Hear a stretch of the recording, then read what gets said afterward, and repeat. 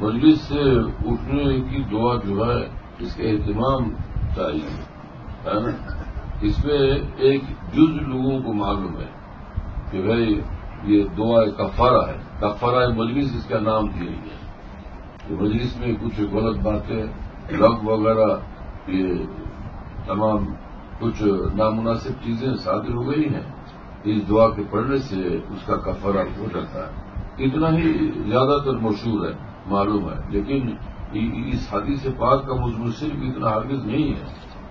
آپ صلی اللہ علیہ وسلم نے فرمایا کہ جب کسی مجلس سے اٹھو تو اس دعا کو پڑھ لیا کرو، چاہے وہ نماز ہی میں تم مشغول تھے یا ذکر ہی میں مشغول تھے، یہ دعا ہی میں مشغول تھے۔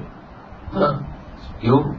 فرمایا کہ اگر اچھے کام والی مجلس تھی، اس دعا کو پڑھو گے اس پر مہر لگ جائے گا۔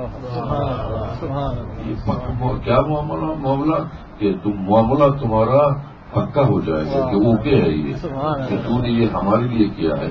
واہ واہ، کیا عجیب بات ہے، بہت خاص بات ہے۔ ہاں، اور فرمایا کہ اور اگر کوئی لوگ بات صادر ہو گئی اس کے لیے کفارہ بن جائے گا۔ آپ دیکھو یہ تو کس قدر اہم ہے کہ نہیں بات ہے۔ اس لیے نماز پڑھ لی، اٹھنے لگو تو وہی یہ تھوڑا پڑھ لو، قرآن پاک کی تلاوت کی تو پھر وہی اٹھتے ہوئے یہ دعا پڑھ لو، ہے نا؟ بہرحال تو اب دیکھو کتنا عظیم شان معاملہ ہے، بس قدر کرنا چاہیے کہ نہیں؟ خوش نصیب لوگ ایسی نعمتوں کی قدر کرتے ہیں اور ان کا نصیب اور بلند ہوتا ہے نا، اور وہ بہت اور زیادہ بانصیب ہوتے ہیں۔ اور کیا کہیں، اللہ ہم سب کو توفیقات سے نوازے۔